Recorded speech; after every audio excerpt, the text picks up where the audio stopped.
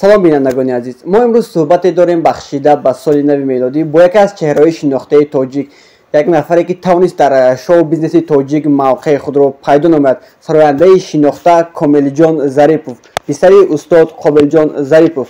Салом акай Комилҷон, шуморо ба барнома хушомадед мегӯем. Ташаккури зиёд. Салому дуруди худро ба шумо ва ба тамоми кормандони оила мерасонам ва ба тамоми муштариёне ки бевосита бо шумо ҳастанд. Саломи гарми ҷӯшони худро мерасонам. саломат бошед. Сараввал вақте ки акаҷон мо бо шумо дар тамос шудем, шумо гуфтед ки ман аз соати 10 то соати 18 дар кор ҳастам. Аз куҷо вақт меояд ки шумо тарона эҷод кунед? Барои мард мегӯянд чил ҳунар кам аст ва ин аз худи мард вобаста, аз худи инсон вобастагӣ дорад, чун ҳама мо инсон ҳастем. Дар назди худ пеш аз ҳама вақте ки ба балоғат мерасем, бояд мо нақшагузор бошем, яъне ки донем ки дар оянда кӣ шудани ҳастем ва чӣ кор карданро, чӣ корҳоро мо ба анҷом мерасонем. Аз ҳамин лиҳоз ҳангоме ки хурдсол будам, мақсаду мароми ман ҳамин буд ки сараввал ман бояд дар ягон ширкат ё ки дар ягон ҷо кору фаъолият кунам ва баъдан дар паҳлӯи падари бузургворам бошам ва шукрона мекунам ки имрӯзҳо ба орзуи худ расидам, чун мегӯянд орзуи нек амали шаванда аст. Орзуи нек буд ва ба муроду мақсади худ расидам. ҷои пӯшиданест ки зиёда аз 12 сол хато накунам мешавад дар ширкати Вавилон кор мекунед. Вақте муштариён ба назди шумо мераванд, оё шуморо мешиносанд? Албатта мешиносанд ва то ҳатто мегӯянд, ҳамин саволҳои шуморо низ ба ман пешниҳод мекунанд. Акаҷон мегӯянд, чӣ хел шумо вақт меёбед ҳам дар ин ҷо ҳам дар соҳаи санъат?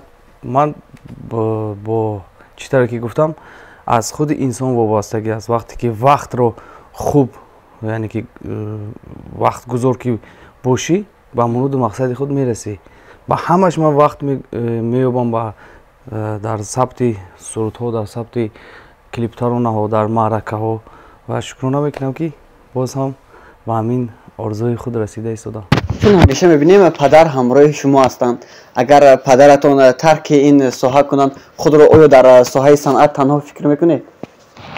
Будани он кас барои ман як пушту паноҳи бузурге аст ва аслан аллакай одат кардам ва имрӯзҳо ба танҳоиам аллакай даъват мекунам ва шукрона мекунам ки ҳар гоҳе ки ҳамон барои таклифи тӯйҳо ва маросимҳои арӯсӣ домодӣ назармон меоянд, ин барои ҳунарманд, на ба ҳар як ҳунарманд муяссар мегардад. Ин бисёр ҳам як фахри баланде ҳаст ки вақте ки назди шумо мухлис меояд барои даъват, мегӯянд ки ҳамроҳи падаратон омада баъзи моро обод кунед, ё ки назди падар мераванд, яъне ки таклиф мекунанд, мегӯянд Комилҷон низ мебиёяд ҳамроҳатон. Падар мегӯянд албатта ин барои ман як фахр аст ва ногуфта намонад, албатта ки ба танҳоӣ аллакай оҳиста оҳиста одат карда истодам, лекин бо падар будан боз бузургтар аст.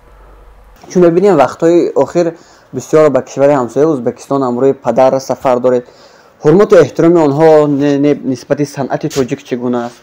бовар кунед, бениҳоят баланд аст ва шукрона мекунем ки ба ин рӯзҳои нек боз мо расидем ва сарҳадҳо кушода шуд. Аллакай мо бе мамоният ҳам аз тарафи онҳо ҳам аз тарафи мо дар маъракаҳо иштирок мекунем. бовар кунед, ҳар гоҳе ки меравам, хато накунам, ҳамин сол мо тақрибан 5-6 маротиба даъват шудем ва боз ҳам рӯзҳои наздик сафар дорем. ҳар гоҳе ки меравем, аз он ҷо хато накунам 7-8 дона ҷома, яъне ки мепӯшонанд. эҳтироми баланд доранд. бениҳоят нисбати ҳунари тоҷик, ҳунармандони Тоҷикистон бисёр ҳам, яъне ки иззату эҳтироми баланд доранд ва ин барои мо низ фахр аст ва мо, яъне ки шаҳрвандони Тоҷикистон бояд, мо ҳунармандон низ ана ҳамин гуна бояд онҳоро қадр кунем. акай Комилҷон, шудааст ки дар ягон тӯи бепул хизмат карда бошед ё пешниҳод кунанд ягон нафаре ки нодор бошад, вале мехоҳад дар тӯяш шумо равед? албатта бепул хизмат мекунед? хизмат карагӣ ҳастам бепул. ҳамроҳи падар дар маҳфилҳои маркази чароғи ҳидоят мегӯянд, дар он ҷо гулдухтароне ки дар таҳти назорати давлат ҳастанд, ما رفته در محفل‌هاشون اشتراک میکنیم. باور کنید هر گاهی که میرویم در همونو اشتراک میکنیم، یک فیض و برکت دیگری دارد. بعد از همون محفل‌ها ما به نزد ما این رو خداوند نزد ما میارد، چندین محفل‌ها میبرد برای ما. فکر میکنم که فیض و برکت اونها دیگر است. اکنون شما هر برنامه که تماشا میکنه وقتی درباره مادرتان سخن میگید از چشمانتون اشک جاری میشود. امروز احوال مادر چگونه است؟ برای هر یک انسان مادر این بهشت است، دامانی مادر بهشت است. یعنی که شکرانه خدا میکنم که البته که بسیار میدونن البته که چند مادری من از همون بیماری که بود کووید در سال 2000 خطا نکنم 20 بود بسیار هم یک حالت وزنین بود و شکرانه میکنم با دوی نیکی هموطنانم و با انمون دکتران، با تشبس دکتران اول خدا آخر خدا میگن، همون دکترها سبب شدن که مادر من به این روز در پهلوی ما است. میخواستم 4 مثال درباره مادر به طور زنده سرود میخوام. ای وای جانی مادر، جانم نثاری مادر، گم میزند دلم گمه اندر خماری مادر، گم میزند دلم گمه اندر خماری مادر، آوازی فارمش را چشمی گناه رمش را، آوازی فارمش را چشمی گناه رمش را، من یاد میکنم یاد دور از کناری مادر، من یاد میکنم یاد دور از کناری مادر. دعا میکنم که تمام مادر تاجیک 100 ساله ها در سر فرزندان خود سایبان باشند. سال نو میلادی هم روز از روز فرا رسیده ایستاده است. سالی که ترک کرده است از ما رو برای کامل جان چگونه سال بود؟ برای هر یک انسان فکر میکنم سالی که سپری شد هم از جهت پهلوی خوبی و بدیش باید ما شکرگزار باشیم. برای من شخصا سال خوب بود، چون چندین ترانه ها آماده نمودیم و باری نخست می شود که من و چطور که گفتید بیرون از جمهوری با دولت ازبکستان چندین مراتبه با محفلشون دعوت کردم. چندین ترانه های یک جایه همراه پدر بزرگوار پیشکشی مخلصان نمودیم که خوب قبول کردن. خصوص ترانه آستین بود، بعد از اون ترانه عروسی بود که خوب قبول کردن و نگفته نماند که بر زمین این باز در این سال من صاحب یک فرزندی نیک شدم و تشکر زیاد برای من شکرانه خدا میکنم که سال خوب بود. اکثریت سراینده‌های شناخته سال نو رو در خارج جشن میگیرند. کامل جان این سال نو رو در کجا با کی جشن میگیرد؟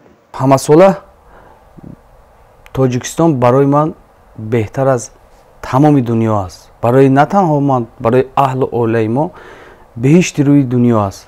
ما همیشه این شعار است، شعار اهل و عائله ما که شکر هر یک پاره نان میکنم، شکر خاک تاجیکستان میکنم، تاجیکستان این دل و جان من است، شکر هر یک خانه آن میکنم. البته که در پهلوی اهل و عائله همراه پدر و مادر جشن میگیرم. در یک مصاحبه‌تان گفتید که ینگه رو 5 سال دوست داشته، خانه‌دار شدید و حتی تایید کردید که میدوزدم. شناسایی شما با ینگه چگونه بود و ینگه چی هنر دارن، چی کسب دارن، این حال کار میکنند یا نه؟ البته شناسایی ما من یک بار دیده بودم هنگامی که در ناحیه عینی بودم، در سفری هنری بودم، یک بار در همونجا دیده بودم. از همونجا من عاشق شده بودم و حالتی بود که با من اول روزگی نداده بودند پدر و مادرشان، سرخشتمانم، چون همگان میدونن که در عائله صنعتکار بسیار هم وزنین است. بسیار ما میبینیم میدونیم که چندین عائله هستن که پشت خوردگی هستن. از همین لحاظ لیکن من با باوری کامل گفتم که من کوشش میکنم اول خدا آخر خدا دختر شما رو خوشبخت میگردونم و باور کنید амун ишқи лайлию маҷнун дар назди мо ба тавре мегӯянд об хӯрад. ҳангоме ки не гуфта буданд, вай ҳам дигар гуфта буд ки ман ғайр аз ин ягон касро дигар интихоб намекунам ва ман албатта ва шукрона мекунам ки имрӯз бо ҳам расидем ва соҳиби се тифлаки дустурияки Умарҷону Усмонҷону Абубакрҷон ҳастем. ин фикр мекунам беҳтарин неъмати илоҳӣ аст. шудааст ки дар соли нав ягон маротиба худатон хӯрок пухта бошед? бовар кунед, аз дастам намеояд. ман ба ростӣ мегӯям, не наметавонам. дар соли нави мелодӣ барои мухлисонтон чӣ сюрприз доред?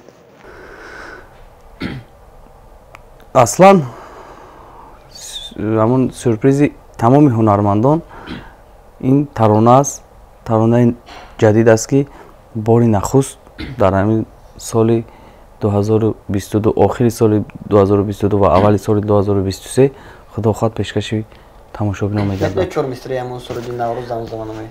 албатта ин сурудро нагуфта намонад. ман бозхонӣ кардам аз падари бузургворам ки пештар ин таронаро замзама мекарданд.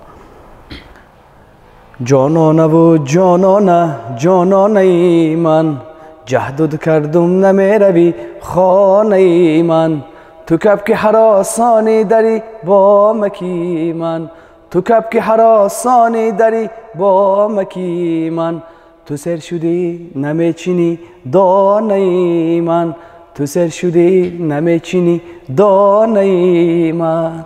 ташаккур зиёд акаи Комилҷону ки даъвати моро рад накарда, вақти худо дариғ надошта дар барномаи мо ширкат кардед. дар соли нави меомада барои шумо бурдбориҳо хоҳон ҳастам.